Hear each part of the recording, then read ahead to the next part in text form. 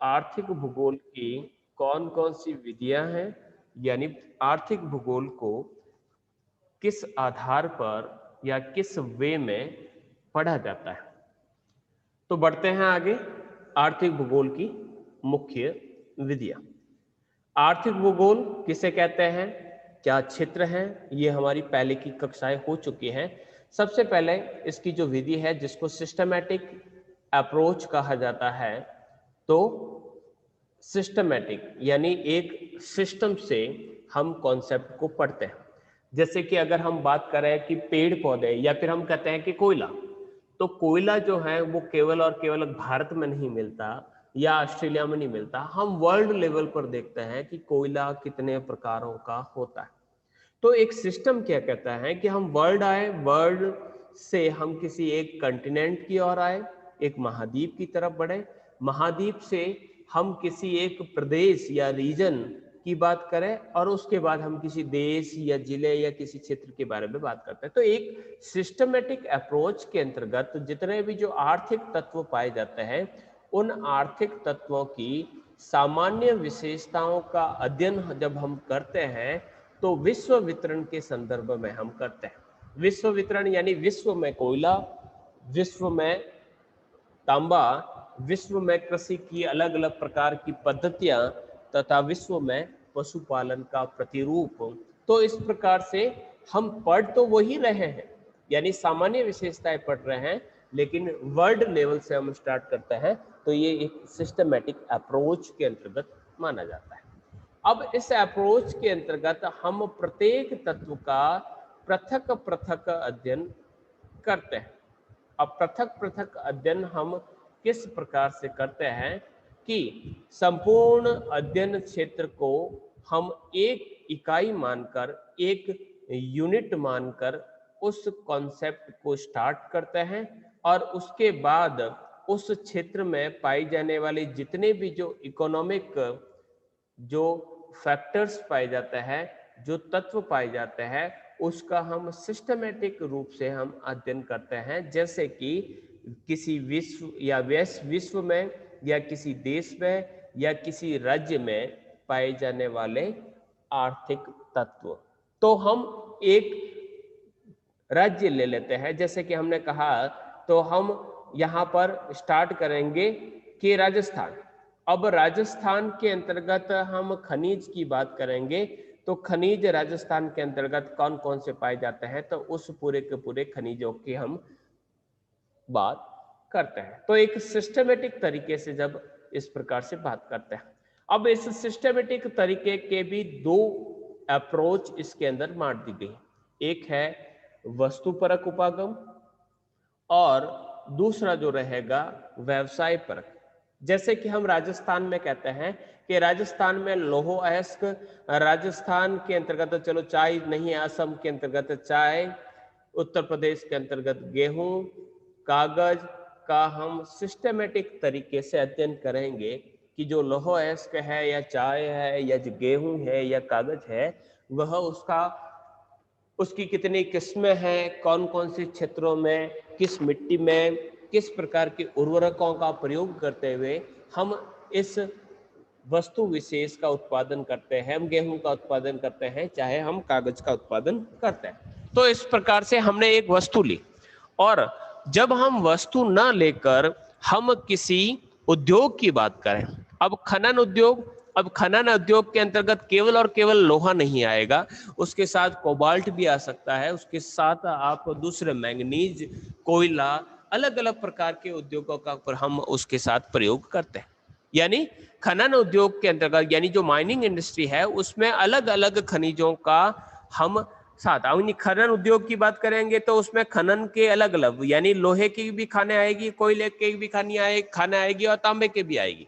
इसी प्रकार से मैन्युफैक्चरिंग इंडस्ट्रीज की बात करेंगे तो अलग अलग प्रकार की सभी मैन्युफैक्चरिंग यूनिट का हम इसमें पढ़ेंगे।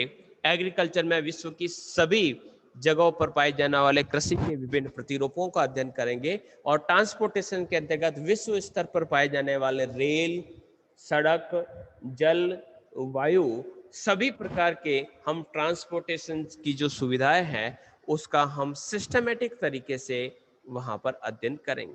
तो इस प्रकार से पहली जो अध्ययन पद्धति है कि आर्थिक भूगोल में प्रत्येक तत्व का या प्रत्येक आर्थिक तत्व का एक सिस्टमेटिक तरीके से अध्ययन किया जाता है, जो कि इसकी एक क्रमबद्ध अध्ययन पद्धति या सिस्टमेटिक अप्रोच के नाम से जानी जाती है।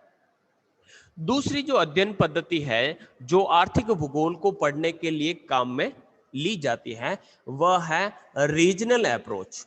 अब रीजनल अप्रोच के अंतर्गत हमने कहा कि रीजन, सबसे पहले हम समझते हैं कि रीजन क्या होता है। रीजन का अर्थ होता है कि एक ऐसा क्षेत्र जहां पर एक समान, जैसे कि आर्थिक प्रदेश की बात करते हैं, तो एक जो आर्थिक प्रदेश होगा उस आर्थिक प्रदेश में पूरे के पूरे प्रदेश में आपको या फिर तो खेती देखने को मिलेगी, या फिर उस पूरे के पूरे क्षेत्र में आपको खनन का कार्य देखने को मिलेगा, या पूरे के पूरे क्षेत्र में आपको वहां पर किसी फलों के बगीचे देखने को मिलेंगे, पूरे क्षेत्र में आपको लोहे की इंडस्ट्रीज देखने को मिलेगी, पूरे क्षेत्र में आपको शिक्षा का एक केंद्र देखने को मिलेगा। तो पूरे क्षेत्र में आपको जब एक ही प्रकार की विशेषताएं देखने को मिलती है, यानी हमने एक रीजन लिया, ये जैसे कि एक रीजन है, अब इस रीजन को इस रीजन मानेंगे तो उसके पीछे क्या कारण है कि यहाँ का जो क्षेत्र है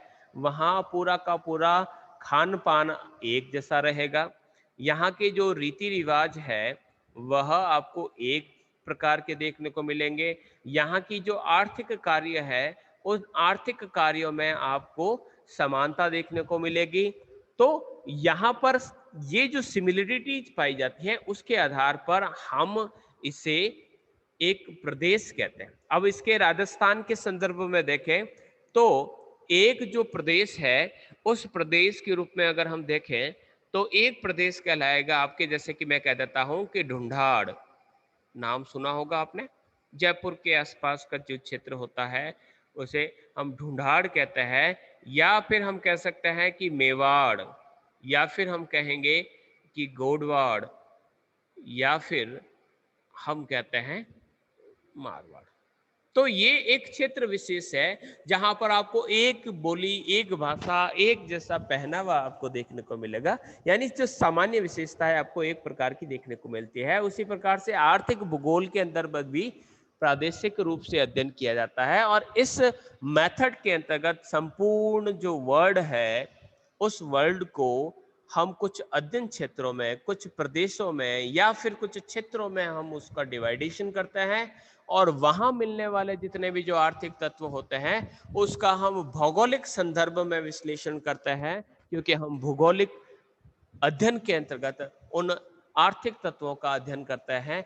तो कहने का अर्थ यह हुआ कि राजस्थान के अंतर्गत पाए जाने वाले विभिन्न खनिज पदार्थ, राजस्थान के अंतर्गत पाए जाने वाले विभिन्न उद्योग, राजस्थान में पाए जाने वाले कृषि के प्रकार, राजस्थान में पाए जाने वाले पशुपालन का तरीके, तो ये एक राजस्थान के संदर्भ में आपको वहां पर पाई जाने वाली जो इकोनॉमिक एक्टिविटीज है उसके बारे में बताया जा रहा है। यानी आपने एक रीजन को केंद्रीय भूमिका में रखते हुए उसका अध्ययन स्टार्ट किया है, तो ये कहलाता है रीजनल मेथड। अब इस रीजनल मेथड के अंतर्गत क्या किया जाता है कि प्रत्येक प्रदेश, यानी जो भी प्रदेश है उस प्रदेश में पाए जाने वाले जितने भी जो आर्थिक तत्व है, उस प्रदेश में पाए जाने वाले जितने भी आर्थिक तत्व है उसके डिस्ट्रीब्यूशन, उसके इंटर रिलेशनशिप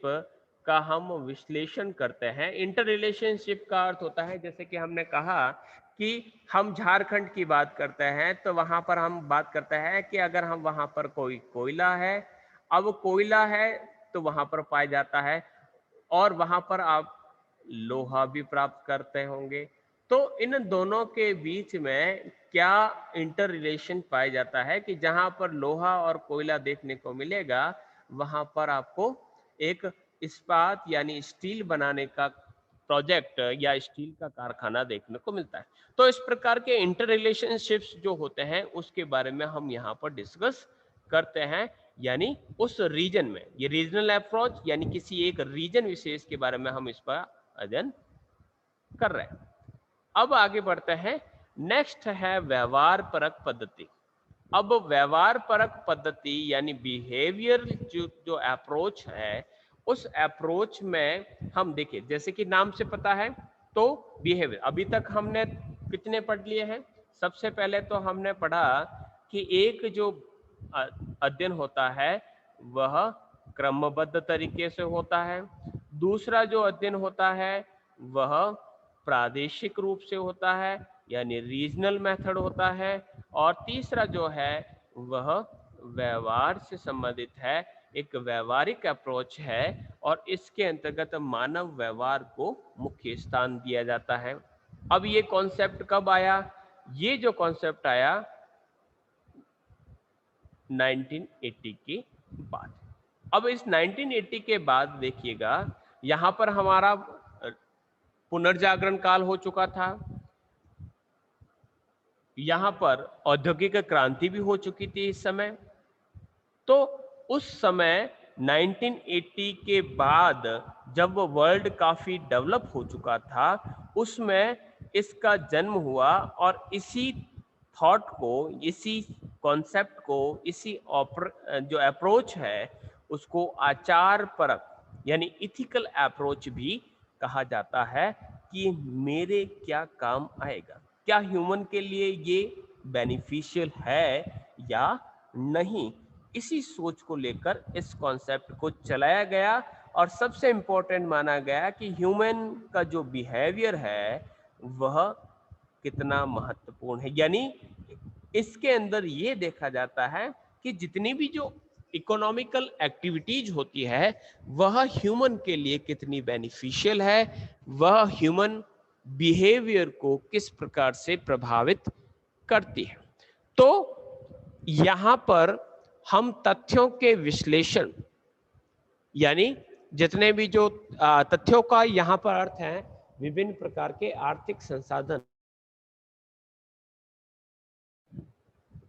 अब इस आर्थिक संसाधन के अंतर्गत यानी तथ्य जो है, यहाँ पर जो तथ्य वर्ड दे रखा है वह किसी क्षेत्र में पाई जाने वाली विभिन्न आर्थिक क्रियाएं, वो पशुपालन के प्रकार हो सकते हैं, वो खेती के तरीके हो सकते हैं, अलग अलग प्रकार के मिनरल हो सकते हैं, उनका जब हम विश्लेषण करते हैं तो उस समय हम मनुष्य के व्यक्तिगत यानी उसका खुद का या उसके समाज का जो व्यवहार है उस व्यवहार को यहां पर प्राथमिकता देते हैं, कि किसी कार्य को करने, यानी किसी स्थान पर हम डैम बना रहे हैं, किसी स्थान पर हम एक कारखाना खोल रहे हैं, उसको खोलने या न खोलने में किसी क्षेत्र की जो आर्थिक क्रिया है या उसका जो सोशल डेवलपमेंट है उसमें मनुष्य का व्यक्तिगत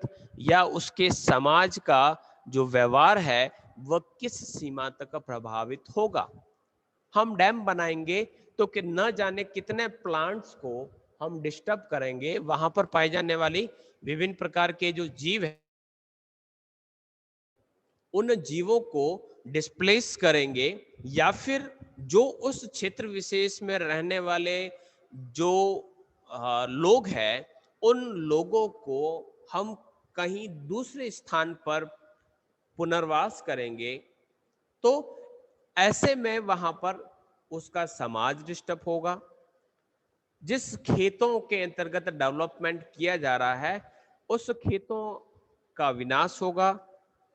तो जो डेवलपमेंट है वो डेवलपमेंट किसी समाज या ह्यूमन को कितना प्रभावित करता है, इसके बारे में सोच विचार करके हम तथ्यों का विश्लेषण करते हैं। जैसे कि जो एशिया है, अब एशिया के अंतर्गत जीवन निर्वाह के लिए यानी जो एग्रीकल्चर की जाती है वह एग्रीकल्चर के अंदर आपको दो विशेषता देखने को मिलती है, कि एशिया में तो हम जीवन निर्वाह के लिए, सरवाइव करने के लिए, अपने अपने परिवार के लिए, अपने खुद के लिए खेती करता है, और वहीं पर अमेरिका में जो व्यापारिक जो रूप से कृषि की जाती है।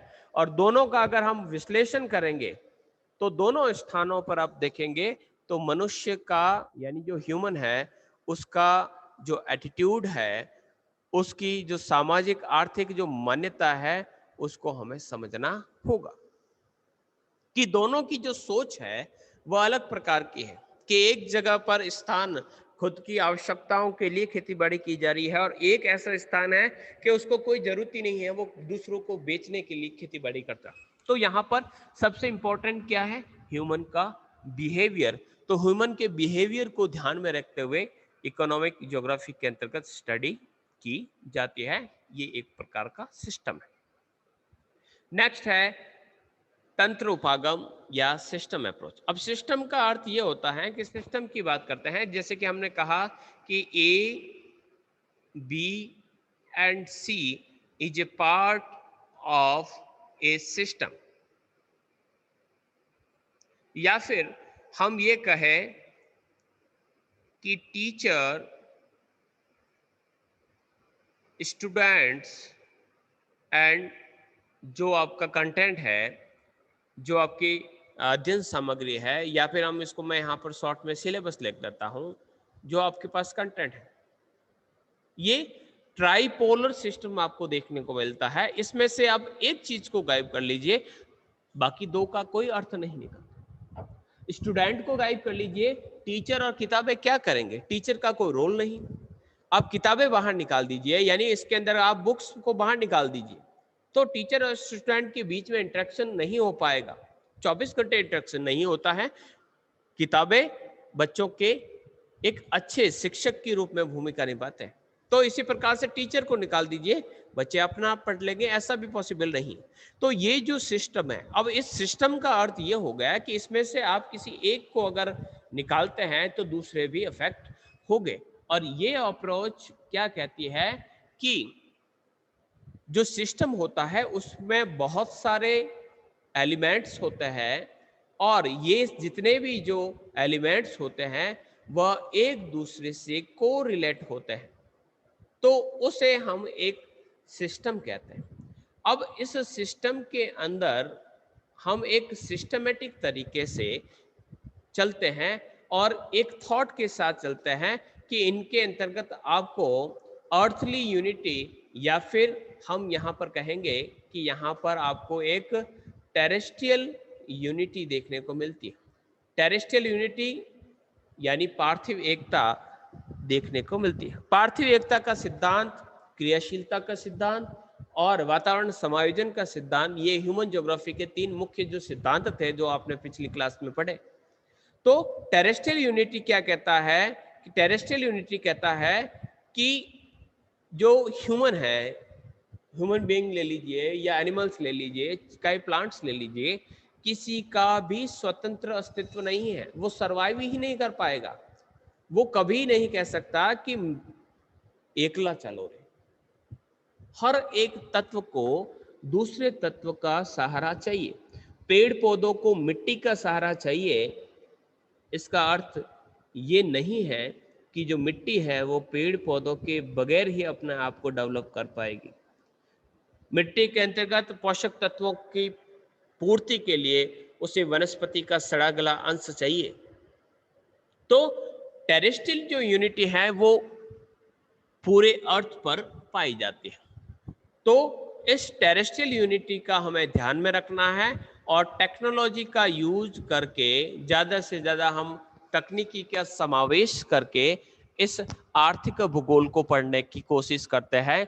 यानी वह सिस्टमेटिक अप्रोच के अंतर्गत एक सिस्टमेटिक तरीके से पहले हम किसी स्थान के अंदर पाए जाने वाले रिसोर्सेज के बारे में पढ़ते हैं, फिर उस रिसोर्सेज का कितना यूज किया जा सकता है, रिसोर्सेज का हम यूज करेंगे तो वहाँ पर पाए जाने वाले ह्यूमन या ह्यूमन बींग्स का जो सोशल जो स्ट्रक्चर है उस पर कितना प्रभाव रहेगा, उसके समाज, उसकी धार्मिक आर्थिक क्रियाओं पर क्या प्रभाव रहेगा, इन सभी चीज़ों का हमें ध्यान में रखना पड़ता है और हमें एक सिस्टम से चलना पड़ता है। तो ये एक सिस्टमेटिक अप्रोच के अंतर्गत ह्यूमन इकोनॉमिक ज्योग्राफी का हम अध्ययन करते हैं। नेक्स्ट जो अप्रोच है वह है वेलफेयर अप्रोच। अब वेलफेयर किसका? वेलफेयर की बात करें तो वेलफेयर जब हम बात करते हैं तो वेलफेयर के अंतर्गत नेचर का भी वेलफेयर होता है, जो एनिमल्स होते हैं, फ्लोरा फोना, दोनों का वेलफेयर होता है और ह्यूमन का भी वेलफेयर होता है। लेकिन इकोनॉमिक ज्योग्राफी का जो मेन एम होता है वह होता है मानव समूह, यानी मानव का जो समाज है उस समाज के कल्याण को अधिकतम करना। यानी इसका अर्थ होता है, अगर शॉर्ट में कहे, कि अधिकतम संसाधनों से अधिकतम लोगों का अधिकतम समय तक कल्याण हो, ज्यादा से ज्यादा रिसोर्सेज हो और ज्यादा से ज्यादा लोगों का फायदा हो और ज्यादा से ज्यादा समय तक ये फायदा लगातार चलता रहे, वही तो कल्याण है। तो इस प्रकार से ये ऑप्टिमम यूज ऑफ रिसोर्सेज पर बल देता है और इसी प्रकार से यह कॉन्सेप्ट आगे बढ़ता है। अब 20th सेंचुरी का जो उत्तरार्ध का जो काल था उसके अंतर्गत इस कॉन्सेप्ट का डेवलपमेंट होता है और ये कॉन्सेप्ट कहता है कि ह्यूमन तथा नेचर में इस प्रकार के रिलेशंस हो कि अधिकतम कल्याण हो। तो इस प्रकार से हम कह सकते हैं कि न तो ह्यूमन बेस्ट है, न प्रकृति, यानी न तो मानव प्रकृति विजेता है और न ही प्रकृति ने मानव को कंट्रोल किया है। दोनों के बीच में क्रियात्मक संबंध पाए जाते हैं, दोनों एक दूसरे को प्रभावित करते हैं। तो इस प्रकार से हम कह सकते हैं कि ये नेओ डेटरमिनिज्म का कॉन्सेप्ट यहाँ पर चलता है और इसके अंतर्गत हम क्या करते हैं कि संसाधनों की क्षेत्रीय विषमता को हम दूर करते हैं। क्षेत्रीय विषमता का अर्थ यह होता है कि राजस्थान के अंतर्गत आपको कोयला बहुत कम जगह पर मिलेगा या पेट्रोलियम पदार्थ तो चले अभी मिलने लग गए हैं, या कुछ ऐसे पदार्थ होते हैं, कुछ अनाज है, कुछ दालें हैं, हर चीज हमारे यहाँ पर राजस्थान पर नहीं मिलती। तो जो रिसोर्सेज है वह रिसोर्सेज किसी स्थान पर बहुत ज्यादा मिलते हैं और किसी स्थान पर बहुत कम मात्रा में मिलते हैं, तो इस कारण उसका जो यूजेज है वो सही तरीके से नहीं हो पाता। तो इस प्रकार से डेवलपमेंट जो है सभी स्टेट्स का बराबर नहीं हो पाता और इसी को सुनिश्चित करने के लिए जितने भी जो रिसोर्सेज है उनकी जो विषमता है, डिस्पैरिटीज जो है, उसको दूर करने का प्रयास इस वेलफेयर अप्रोच के अंतर्गत किया जाता है ताकि लोगों की जीवन की गुणवत्ता में सुधार आए। हम स्टील का अधिकतम उपयोग करें, बिजली राजस्थान के अंतर्गत कम होती है तो हम कहीं से भी दूसरे स्थान पर बिजली उत्पादित करके उसको तारों के माध्यम से राजस्थान के अंदर लाएंगे ताकि यहाँ के लोगों की गुणवत्ता के अंदर जीवन की गुणवत्ता सुधरे, उसका खान पान सुधरे, उसका स्वास्थ्य सुधरे, उसकी वर्किंग कैपेबिलिटी बढ़े। तो इस प्रकार से ये वेलफेयर अप्रोच चलता है और इसके अंतर्गत हम सस्टेनेबल डेवलपमेंट की बात करते हैं कि अभी, केवल अभी नहीं बल्कि आने वाले समय में भी मनुष्य इसी प्रकार से अपना विकास करता रहे और इसी सोच के साथ वेलफेयर अप्रोच चलता है। और फिर नेक्स्ट आता है सैद्धांतिक अप्रोच। अब थ्योरेटिकल अप्रोच नाम से सिद्धांत, यानी ये जो सिद्धांत है, यानी जो सिद्धांतों में जो चीजें लिखी गई है कि कहा गया है कि न्यूटन कहता है कि कोई चीज हम गिराएंगे तो वो धीरे से कह सकते हैं कि धरती की तरफ आएगी।